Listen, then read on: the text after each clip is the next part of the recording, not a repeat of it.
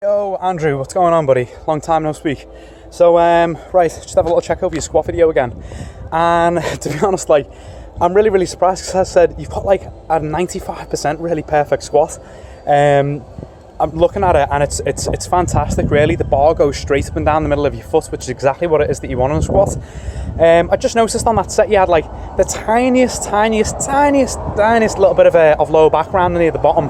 And I don't know if it may be to do with the camera angle or if you're actually getting a little bit of background in there. So I just wanted to help you out with this a little bit and give you some tips that I do for the squat. So first thing I'm going to do is recommend two little stretches for you that'll just help with what your glutes flexibility is like. So as you're getting down into your squat, as your glutes are starting to tighten up, if they get a little bit too tight, they'll like tuck underneath yourself. And but you know, the appropriate amount of flexibility, if they're able to stretch fully when they're at the bottom, then you're going to be fine. So little stretch I want to show you for this one dead quick. Okay, so the stretch that I'm going to be showing you is called a wall glute stretch. It's easy peasy to do. You can do this one at home, but if I were you, I'd get into this for about 30 seconds on either leg, pre-workout, or like doing it in between your warm-up sets on squats, and you should just notice that the bottom position feels a little bit more comfortable for you. So it's really easy to get into. All you want to do is you want to get on your back, lay yourself down, so that your butt is about 8 inches away or so from a wall. I'll show you what this looks like now. I'm going to be using a rig, but you can use a wall, just any surface to lean against. So sitting yourself down, you want to get your butt to be about that far away.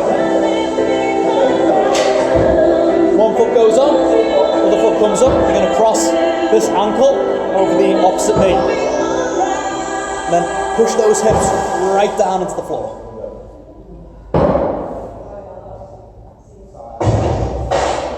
While you're in there, you should feel a nice stretch just here inside of your butt. And if not, grab hold of your knee, just pull it in a little bit closer.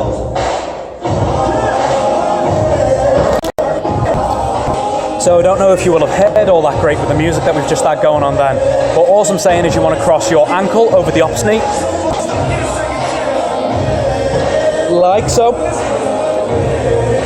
And once he's crossed over there, you should feel a nice stretch in the side of your butt. If you don't feel it too well, just grab your hand on the outside of this knee and pull it in towards your sternum, like the center of your chest. But while you're doing it, you want to try and keep these hips pinned down to the floor. You want to keep those hips pinned down. So yeah, I'd just do that for a good 30 seconds on either leg for no more than twice over. So if you're doing like 2 warm-up sets of the squat, it's great just to throw them in between the warm-up sets there, but you don't want to do this excessively, because if you get too stretched, then it might make you a little bit weaker in the bottom position. So right, only other thing that I'd talk about is your leg drive, like what it's like when you're pushing your knees out. As you may have heard before in a squat, you know, you want to be pushing your knees out as you're coming down and as you're coming back up. So if we're doing a good squat, it should look something like this. Knees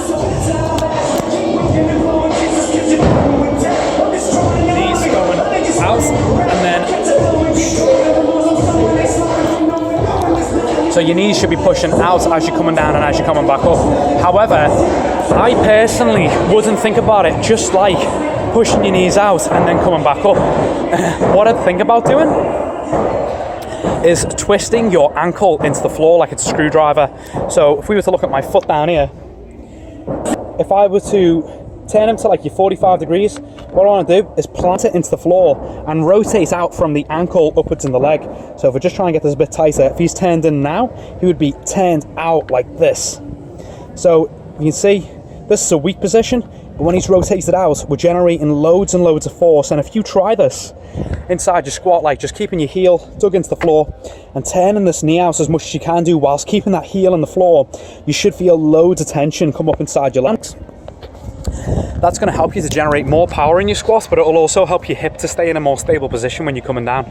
So yeah, they're the only things that I'd have to say about you with your squat. You might already be doing these things anyway, and I'm just pointing them out a little bit, but as I said, dude, you've got a 95% really perfect squat. Bar path is the main thing. It goes straight up and down the middle. So, you know, I've never seen anyone before who's submitted a squat to me who's had one like that good from the get-go. So yeah, well done there, dude. And you know, maybe try out those little tips if you're not already doing it, see how it affects your squat, and go from there. So yeah, peace out, brother.